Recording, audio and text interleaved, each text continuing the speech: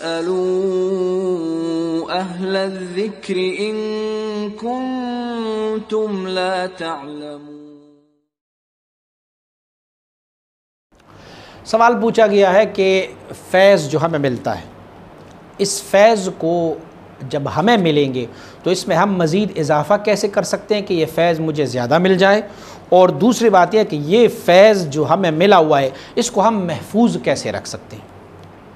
सबसे पहले ये लेते हैं कि फ़ैज़ को हम कैसे ज़्यादा ले सकते हैं।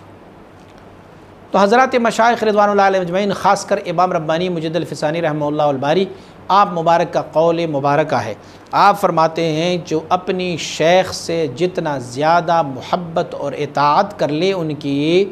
तो उतनी ही उनको उनसे फैज़ान ज़्यादा मिलता रहेगा। और दलील के तौर पर आपने दलील दी है कि हज़रत अबू बकर सिद्दीक़ रज़ियल्लाहु ताला अन्हु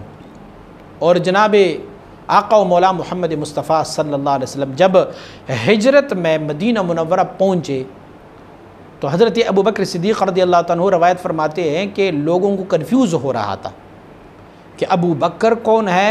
और हुज़ूर मुस्तफ़ा करीम सल्लल्लाहु अलैहि वसल्लम कौन है। लोग हमें पहचानने में कुछ शकूक व शुबहात के शिकार थे। तो आप फरमाते हैं मैं उठा, मैंने अपनी चादर हुज़ूर नबी अकरम सल्लल्लाहु अलैहि वसल्लम पर साया की ताकि लोगों को पता चले कि ये आका है, ये मौला है, और जो खड़े हैं जिसने चादर अपने हाथ में ली हुई है ये ग़ुलाम है। हुज़ूर इमाम रब्बानी मुजद्दिद फ़िसानी रहमतुल्लाह अलैह, वजह क्या थी कि लोग आप दोनों में से फ़र्क महसूस नहीं कर रहे थे। फरमाते इसीलिए कि हज़रत सिद्दीक़ अकबर रज़ियल्लाहु अन्हु हुज़ूर नबी अकरम सल्लल्लाहु अलैहि वसल्लम बारक की इतनी इत्तिबा में थे, इतनी मुताबिअत में थे,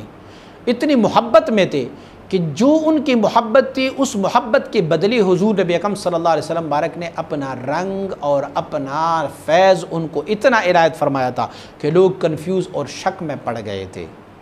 कि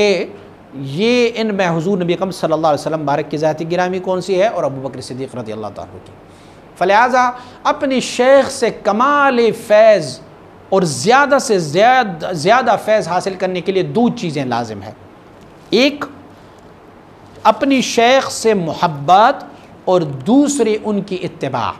यानी जो फ़अल इबादतो ताअतो रियाज़तो, जैसे वो खाते हैं, जैसे वो पीते हैं, हर कदम पर उनकी इत्तिबा करते जाएंगे और फिर हर कदम पर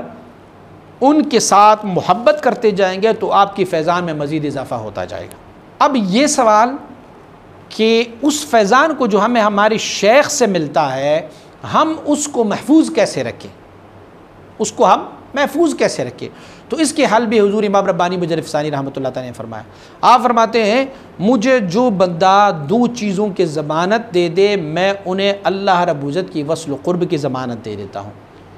उनकी फैज़ान की हिफाजत की ज़मानत दे देता हूँ। एक, शरीयत ग़ुर्राए मुहम्मदी सल्लल्लाहु अलैहि वसल्लम पर अमल, उठने बैठने बोलने खाने पीने सोने देखने चखने हिस करने इबादत की तौर तरीक़े, इसी तरह शादी ब्याह औलाद पड़ोसियों के साथ ज़िंदगी की तिजारत में आपकी हर फ़अल में शरीयत ग़ुर्राए मुहम्मदी सल्लल्लाहु अलैहि वसल्लम को मलहूज़ ख़ातर रखेंगे। फ़र्स्ट,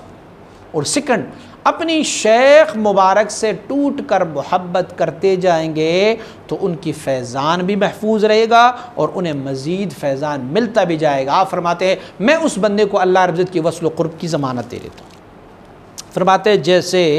परिंदे को उड़ने के लिए दो पर चाहिए, ऐसे ही अल्लाह रब्बुल इज़्ज़त की मारिफत हासिल करने के लिए हमें भी दो परों की ज़रूरत है। एक पर हमारी शरीयत मुतहरा होगी और दूसरे पर हमारी अपनी शेख कामिल व मुकम्मिल की मोहब्बत होगी। याद रखिए कि जब भी मैं शेख का लफ्ज़ इस्तेमाल करता हूँ, पीर मुर्शिद कहता हूँ, तो उससे डोल धमाके वाले नहीं, गैर शरई नहीं, वो पीर जो कामिल मुकम्मिल हो, जो शरीयत ग़ुर्राए मुहम्मदी सल्लल्लाहु अलैहि वसल्लम पर अमल पैरा हो और सलूक व तरीक़त व तसव्वुफ़ को इंसिमाम और इंसिराम तक पहुँचाया हो, उसको शेख मैं कहता हूँ, उसको मैं पीर कहता हूँ, उसे मैं मुर्शिद कहता हूँ। शरीयत ग़ुर्राए मुहम्मदी के साथ एक ज़र्रा भी मुखालिफत हो तो फिर उसे शेख नहीं कहा जा सकता। तो अगर ये दो चीज़ों पर अमल की जाए तो उस फैज़ान को जो शेख से हमने हासिल किया है उसे महफूज भी रख सकते हैं और उसमें इजाफ़ा भी हो सकता है।